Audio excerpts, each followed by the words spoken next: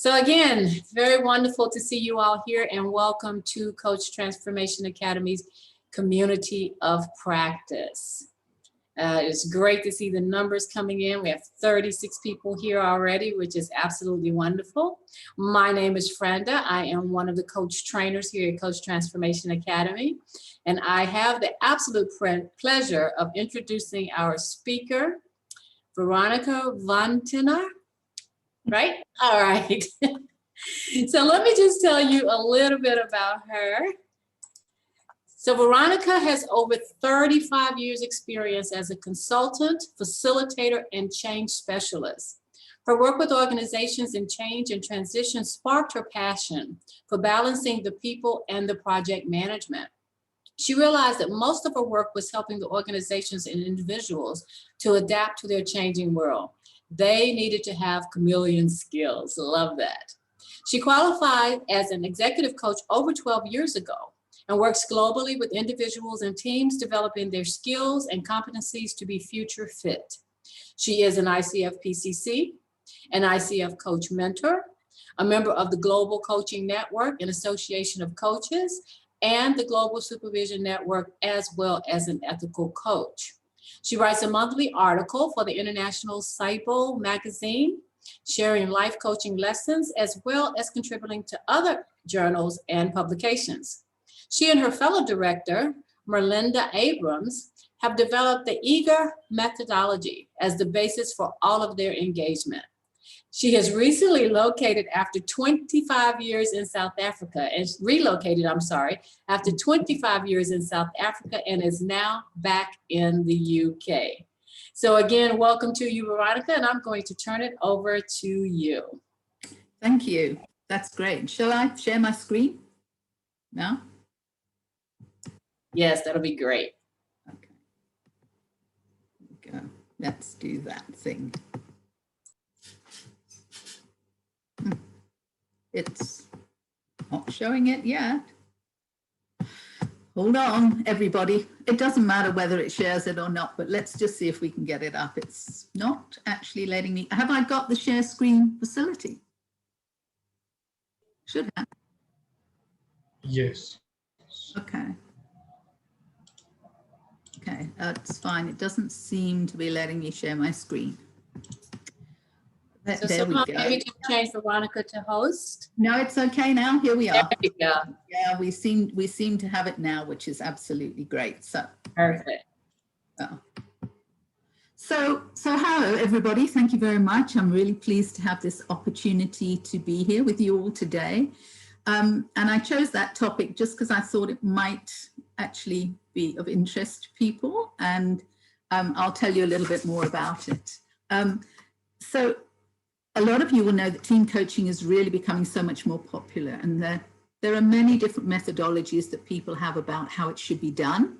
And over the process of looking at the various options available, we at Chameleon Skills have developed our own methodology. And really today was, an opportunity to share it with you, get some thoughts and feelings about it, see what you think.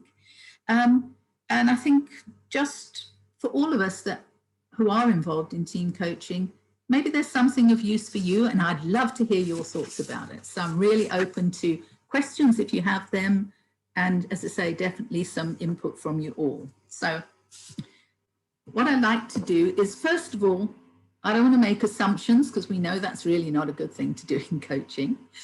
So I just want to assume that not everybody here is a team coach. Many people may be coaching individuals but not have moved into the team space. So I thought perhaps it would be useful just to take 10 minutes in breakout rooms to mix you all up and just to talk about what do we know about what makes a successful team. So we can share that as a basis to say, right, if that's what a successful team looks like, why do I say what I say about there is no I in team? So if that's okay with everybody, I'd love you to go into breakout rooms for 10 minutes, and then we'll come back. If one of you could just share something that comes up in the room. We have quite a few groups. We might not even get all the groups to share, but let's see if we can come up with some basic principles about what makes a good team. So Off you go to the breakout room. See you back in 10 minutes.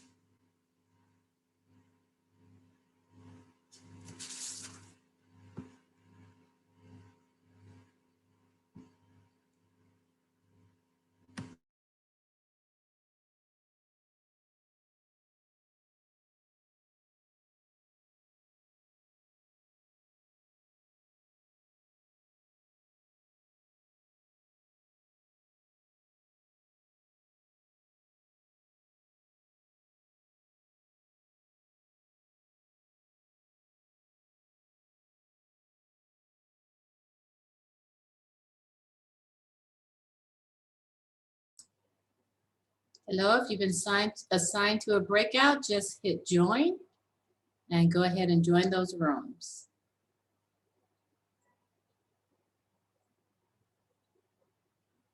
Perfect.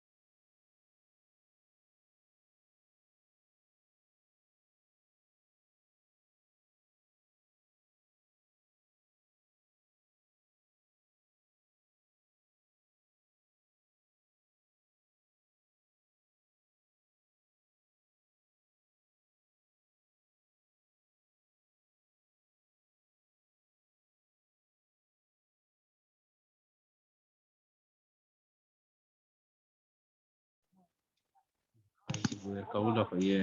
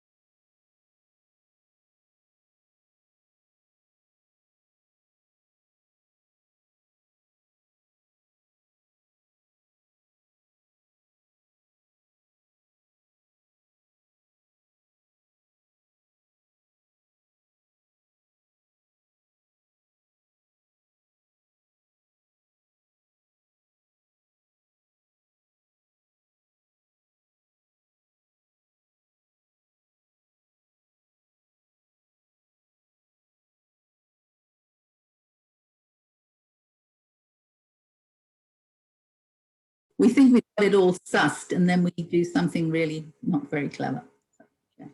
So Well, they say the new language of today is you're muted. That's it's apparently the words of 2020 are you are muted. So here we go. So let's go back.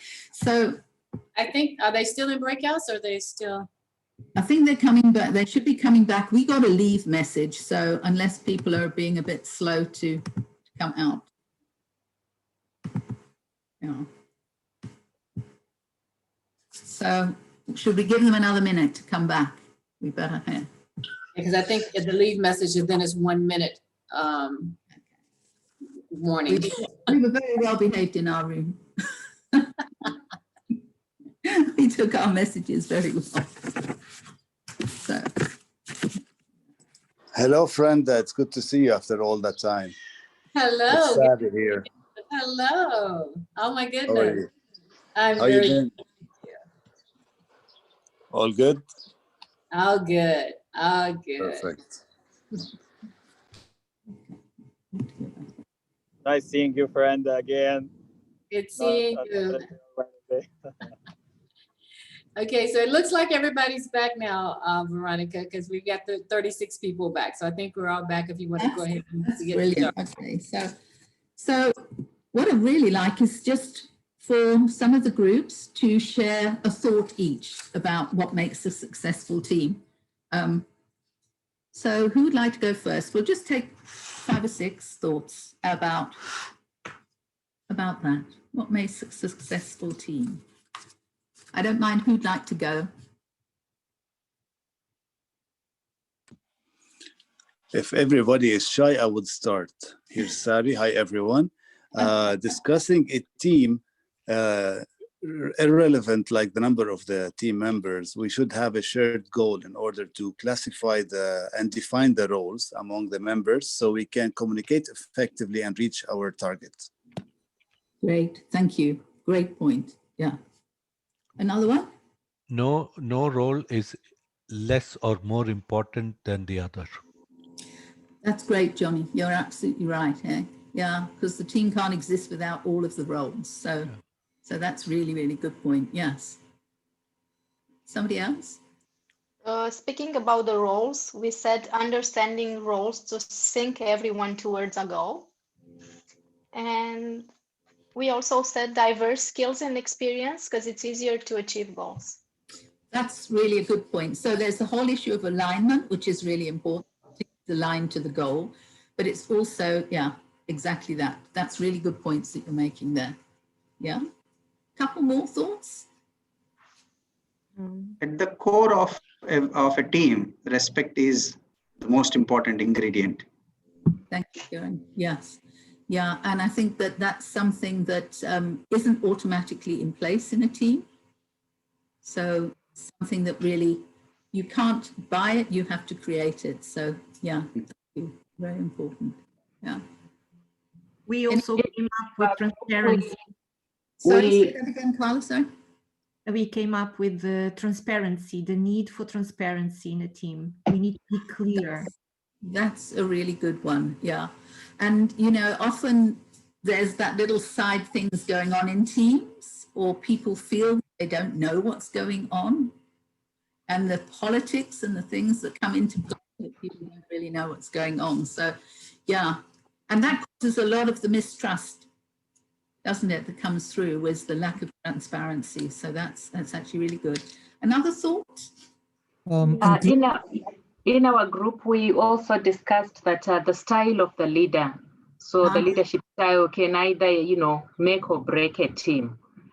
Thank you. That's such a nice point, actually. Yeah, really. Cool. So we've got some thoughts. I'm going to just share some basic ones, but you've got far more that's come through when I was in it. So they've got to have a common purpose. That's the thing that kind of unites them. They have to have a clear sense of direction. If they don't know where they're going, they could all be going off in different little pathways. And that does often happen. You often find that sort of lack of purpose is everybody does what they think is best, but maybe it's not aligned in the best way. Role clarity, I know, has been mentioned in our group and elsewhere. Skills and competence was also mentioned. It's really important. You know, a team is only really as strong as its weakest member. if the skills and competence aren't there, it's going to be very difficult for them to deliver. Shared values, and this comes back around some of the issues about the transparency and other things. And when you talk, Kieran talked about, you know, the whole sort of respect, is that a value that people show? And I don't mean one they put on the wall, I mean one they actually do show to each other, you know. Adequate resources, and we often forget that obviously there are constraints these days and people have to work within their resources.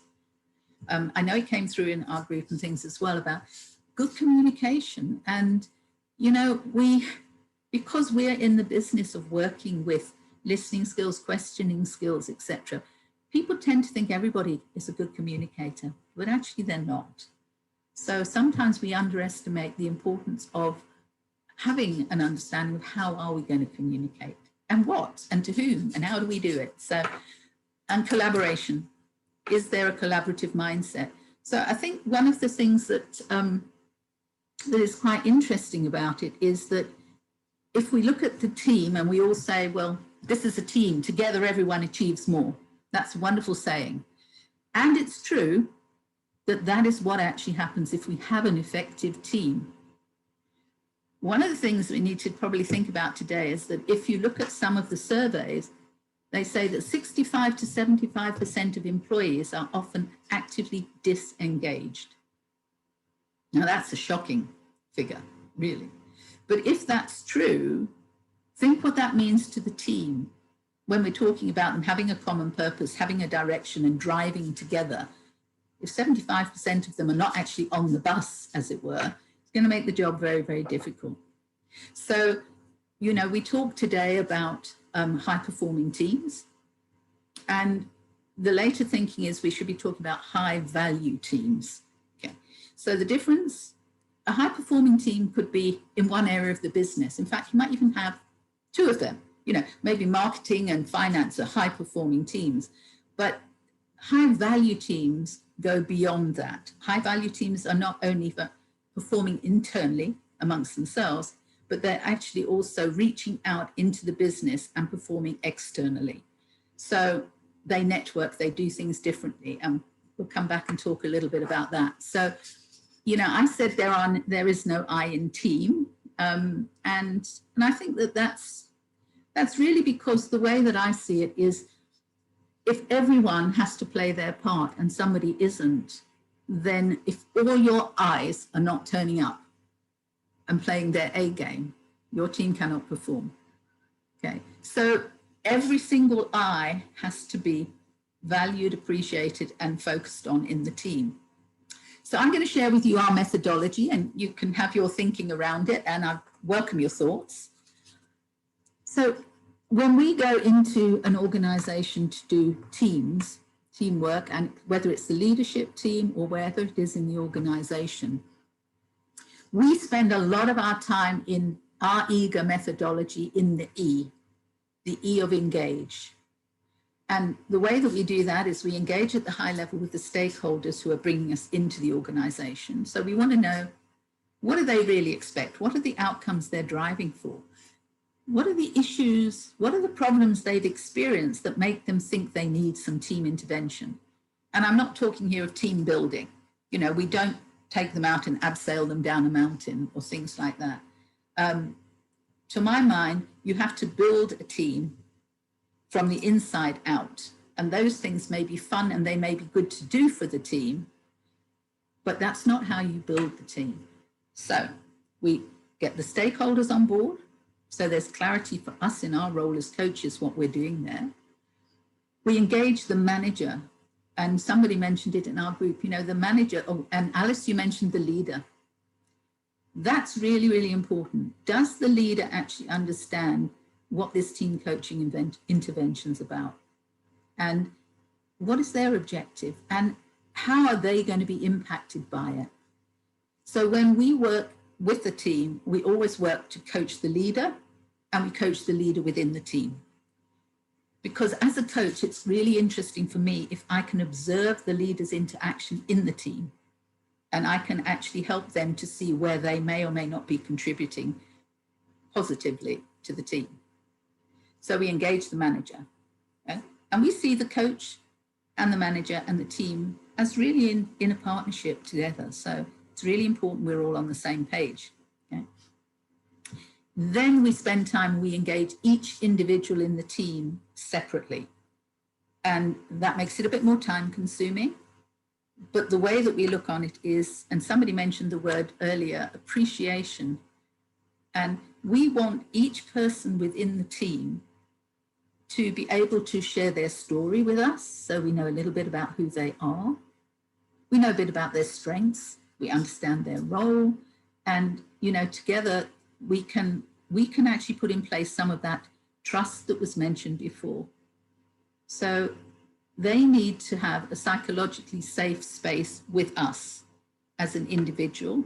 They need to know that we see them as an individual and that they are valued as a part of the whole. So, as I say, that can take a little bit of time, but we found it makes such a difference because they feel seen, they feel heard. And, you know, we get a little insight into personalities. You know, if you go straight into the whole team, there'll be the quiet ones who don't say anything, there'll be different personalities at play, and you won't have an idea of what they might be. So we go in better prepared to deal with that. By the way, if you want to ask questions, I did say it's actually okay, and Franda will tell me about them. So that is the long part of the process. And what often happens, and this we've learned through experience, is you can rush in excitement to the team to do the work with them. You bring them in the room and you all get excited, or you get excited, but they're actually not ready. So there needs to be clarity at the beginning for them as an individual. Do you understand what this process is about, what we're aiming for? So that time we find is really well spent. Yeah. So only when we've done that, we bring the team together and we engage the team. So at another level, and we do exercises with them. Somebody mentioned in our group earlier that about people getting to know each other, you know, beyond just the workplace. I mean, I've known people who've worked together for like 10 years, 12 years, and they actually don't really know the other person at all. And we have an exercise we do with people around, and it depends on the team, sometimes around who they are, their background, and their challenges in life as a child, which is quite a funny one and very interesting and insightful. Or we do an exercise that brings them together where they look at, say, what are they in groups? What do they have in common with each other? And where is their uniqueness? Because again, we really want to start early on getting people to understand that, you know, everyone in the team has a unique contribution and they are different. And the diversity is what's going to add value to the team. So let's work together on what we share, and then let's add in the diversity as a benefit. Don't know if that makes sense for now. And then we move into the agreement phase. So we're getting to know each other. We're creating that psychological safety for the team. And we're working on that trust and respect element that was mentioned. And we're getting to say, are we in agreement about the things that you've mentioned? Do we have a vision for this team? And that may be separate to the organization's vision, but it may be aligned to it. So do we have a vision for our team? Do we have values in our team? The behaviors that we want to support the way that we're actually going to be together? And let's look at conflict, because that was mentioned before. And, you know, if we can look at how we're going to handle conflict when we aren't in conflict, it's a lot easier.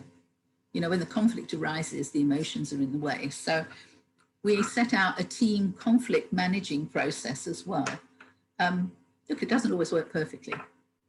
But what we do have is an agreement that they buy into that we can refer to at times if it's necessary, or that they can call each other on if they need to, and say, well, we agreed that, you know, respect, and when you said that to me, I didn't think it was respectful. So it makes some of those conversations a little easier to have if there's conflict.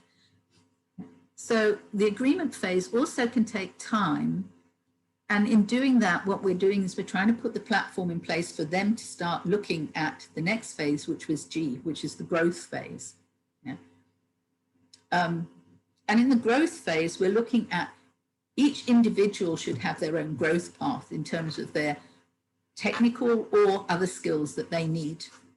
And this is where the leader becomes very important again, is the leader looking at what the individuals need for development and how will that also impact the team. Yeah. And we look at the growth of the team. So let me give you an example. One of the teams working recently, they really didn't know very much about change management, and yet they were in a projects phase where they ended projects, started new projects, and sometimes overlapped. We actually looked at, well, what is it about change management with endings, beginnings? How do they put that together? How can they find a way to smooth their processes? And they came up with the most amazing change management plan. But they didn't know because they hadn't been trained in it. So we gave them a little bit of input about change, and then they worked through how they're going to adopt that change in a way that works for them. They also wanted to talk about delegation, you know, some practical skills and some others. Again, where we think that team coaching is sometimes a little bit different is sometimes you do need to give a team a little bit of input. You know, if it's a topic they're not familiar with, but you give a little input and then you pass it back to them to say, well, how does that work for this team and what do you want to do with it? So we never take the responsibility for telling them what to do. As good coaches, we don't do that.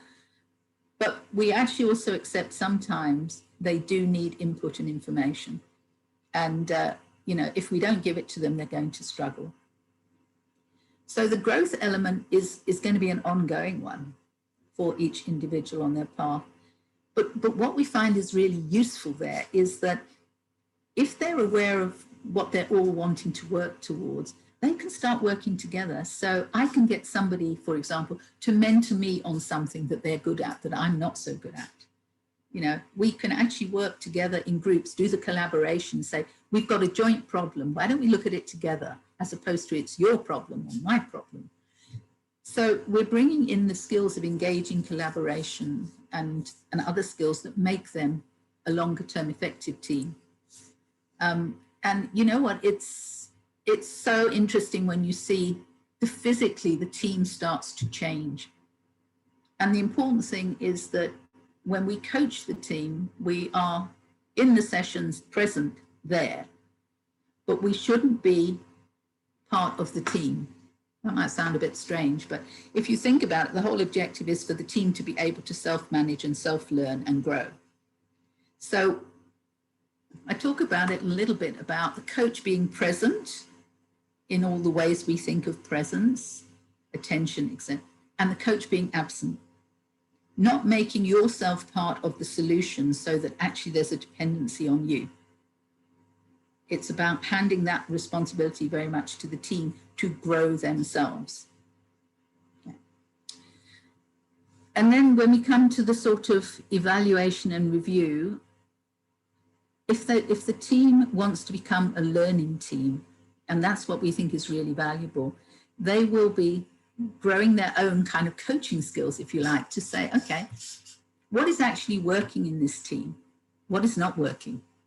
How are we doing? How are we progressing against our goals, not only in terms of the task that we have to do, but also in terms of how we do the task?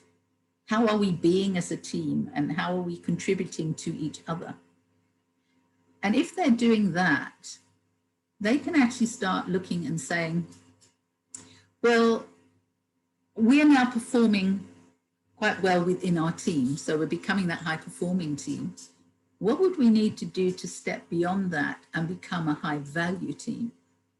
And that's when they say, it's not just about how we are doing, it's how we are helping and connecting the rest of the organization. So actually, everyone in the team probably has a network of people. How are they tapping into that in a positive way that brings more knowledge into their team, but also offers knowledge out? So I'll give you an example. I mean, sometimes you have, you know, finance departments might have information that would be useful to the marketing team, but actually finance is finance and marketing is marketing, isn't it? And we don't actually do that. Or what we do is we try to protect our own area, if you like.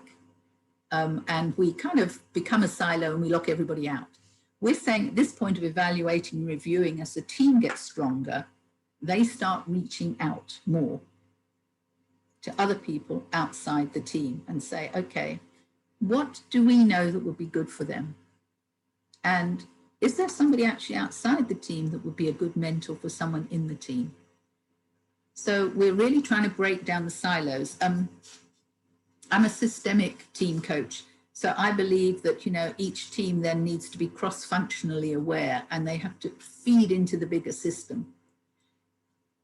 But for them to do that, they have to be comfortable in their own space. They have to feel confident of themselves, and they can create a perception of their team into the organization that is much, much stronger. So the evaluation and review is really, really important. And also, life happens, doesn't it? You know, new people will come into the team. They need to say, hold on a moment, someone's new. What does that mean for our team? What do we need to reevaluate about the gaps in our team, and how do we do that? So that becomes really quite an important aspect. Okay, it happens all the time, and they become a learning team, and that's what we're looking for. Is you know, what it also can do is, because of the trust that you build within the team, they build for themselves, then they start being less concerned about, you know, covering up problems, etc. Because what they do is they see the problem as a challenge for the team to solve. And then they take away that feeling of failure and mistakes. And they start saying that, and we all say, there's a quotation, I don't know who said it, but there is no failure, only learning. And if that's the view they take, then they can be so much more positive on the way forward. And so the re-energize phase is really important. This diagram looks a bit like a propeller, but actually it's almost like, what do you call it? Sort of one of those diagonals that go up.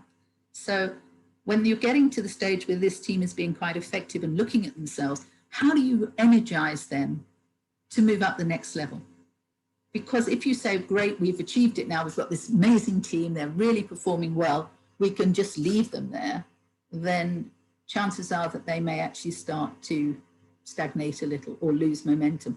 So it's about celebrating in that state, celebrating what they've achieved, what they've managed to do together, the challenges they've overcome, and getting them energized and motivated to say, okay, right, where do we go from here?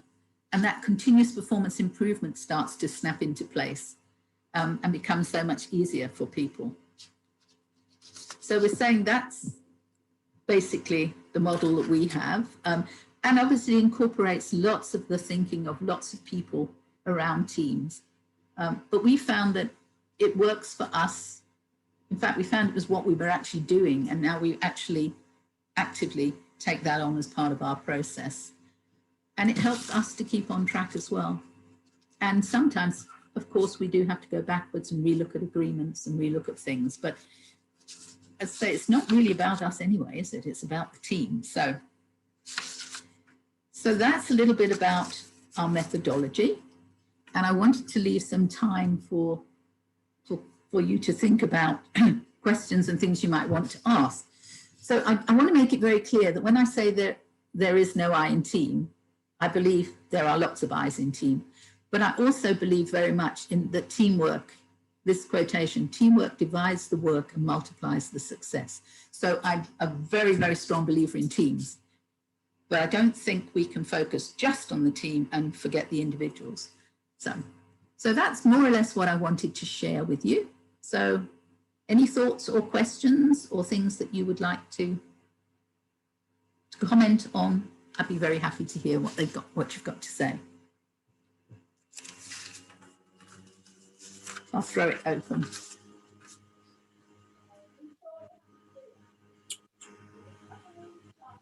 So we have some time, so anyone is welcome to speak up if you like. Just unmute yourself and ask any question or any comment that you would like to have. Hi, it's Stephen, if I may.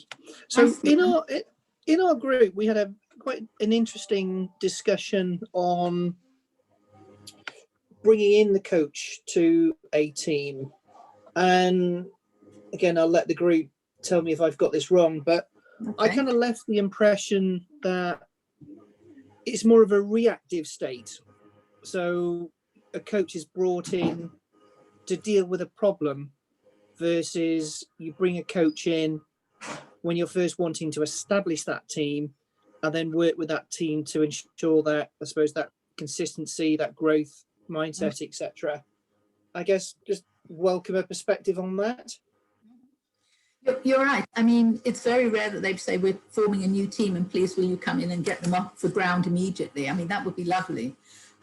Often you're right. It's we get people who say our team seems to be terribly demotivated. That's happening a lot, of course, with the whole COVID scenario. Our team is disconnected and feeling a bit lost. Or we get our team just isn't performing. And I think, Stephen, if you think that 65 to 75% of people may be disengaged, that's quite often the case, actually.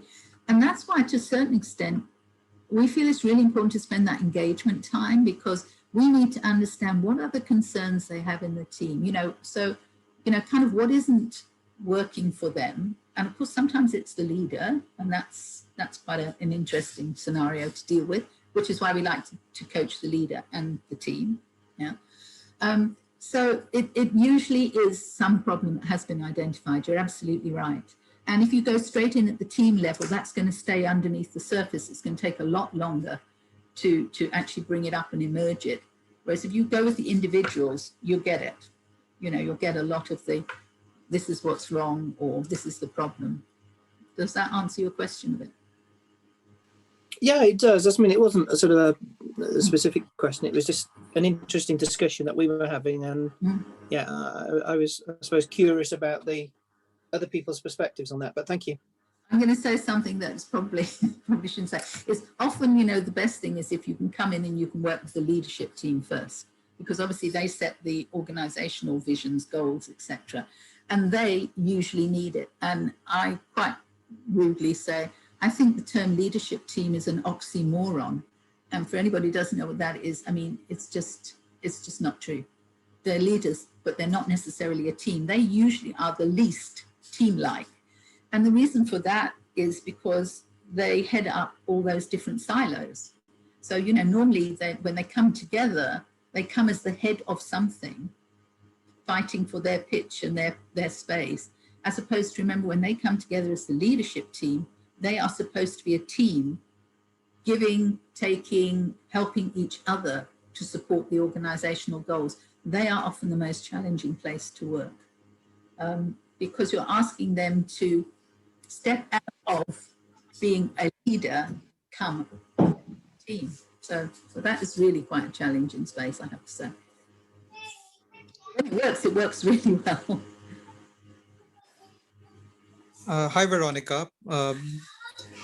You spoke about the inside-out approach, what is taken.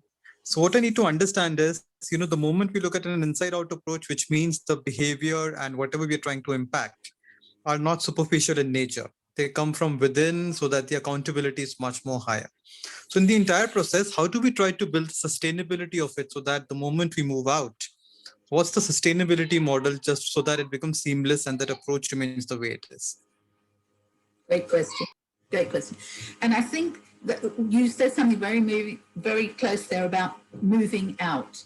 That's why I said to you, we have to be very careful from the beginning that we haven't moved in, that the change isn't happening because of us, so that when we move out, it starts to drop off. So from the very beginning, it's about how introducing things or getting them to emerge the issues that they must take responsibility for.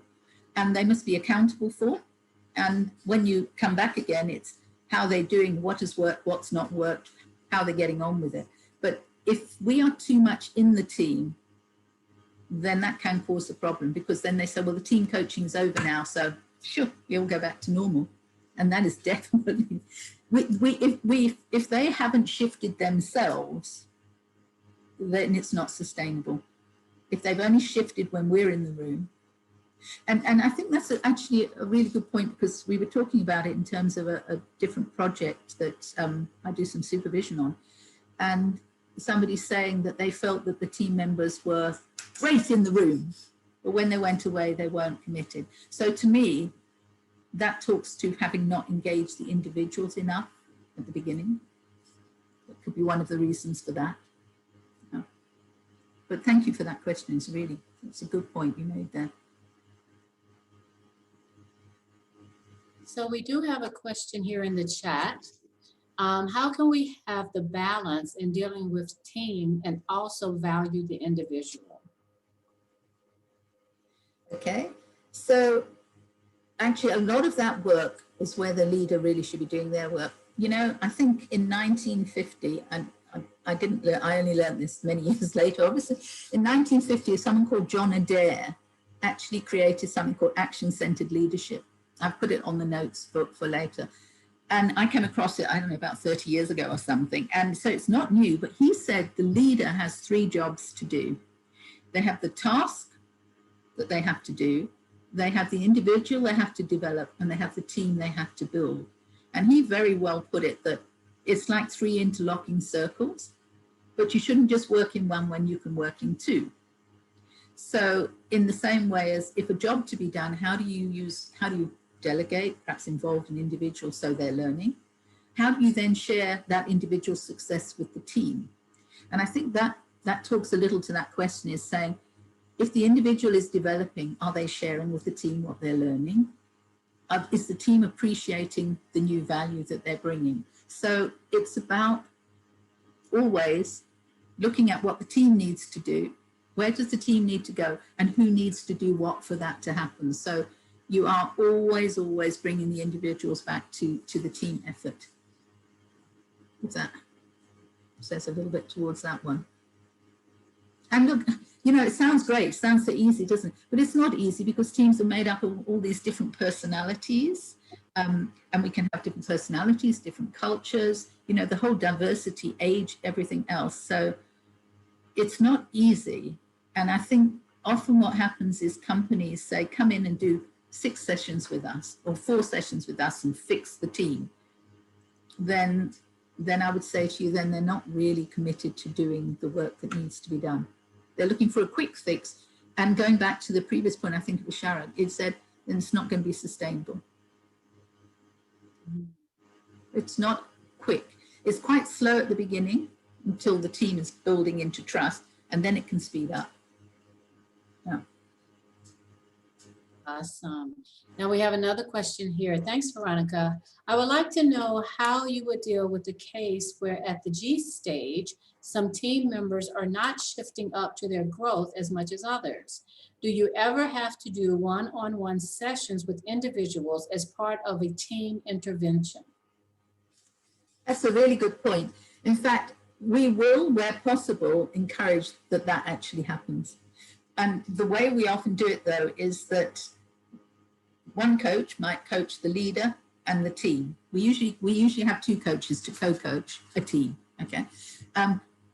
If the individuals and the company agrees, we do individual coaching for each team member, but it's not done by the same coach. So again, because somebody mentioned about confidentialities and transparencies and things being really important in a team. So the person working with the leader and maybe the team isn't working with the individuals. If the organization will pay for it, we definitely feed those individual sessions in. Otherwise, we contract that if there is an individual with a problem, then we look at the problem. Is the problem a line management problem? In which case it's not ours to take on. And, you know, often people send people to coaching to fix them when actually the line manager needs to manage them. So we look at the problem. If it's a line management, they're not performing, that's where that goes.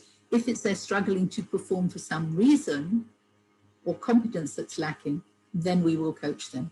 But we contract up front that may be needed. Because it's very difficult if the team don't know about it and suddenly somebody's in coaching. So, you know, we need to think about this quite carefully. And that also, if the person does need some coaching, it isn't seen as some sort of remedial thing. It's seen as something where this would assist them in developing the competencies they need for the team.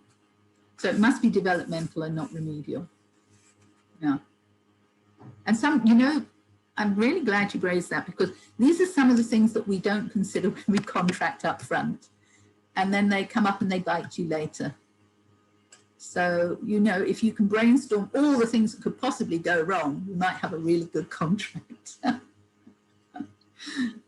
Good answer. So Nawal says, you said you coach the leader with their teams. How flexible are leaders willing to change their style based on your observation and recommendation? That's another one. So that's a good one. So remember, that's why we engage the leader up front to see, are they actually prepared to see themselves as part of the change that's needed? Because if the leader says, well, it's not me, it's just them, then already you know that there must be some response in the team to something the leader is or isn't doing.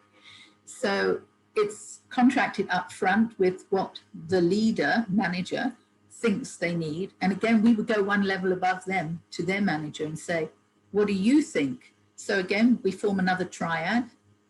So the manager's manager has a say and says, well, I think this is what the manager's really good at, and I think this might be something to work on. So again, we set goals with the manager for their development. And give you an example, one manager knew that he was just always taking the lead, and they sat back and they waited.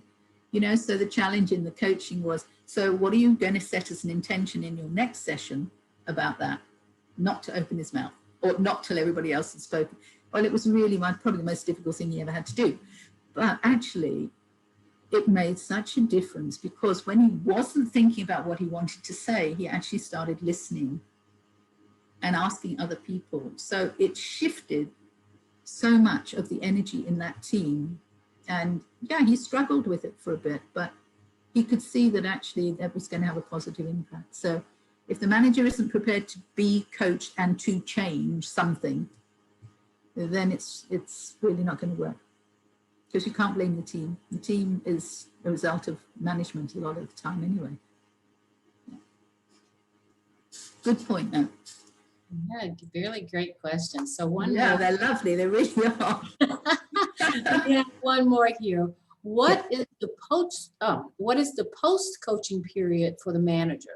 What to do if after 8 months there are still the same failures and a shift is not observed?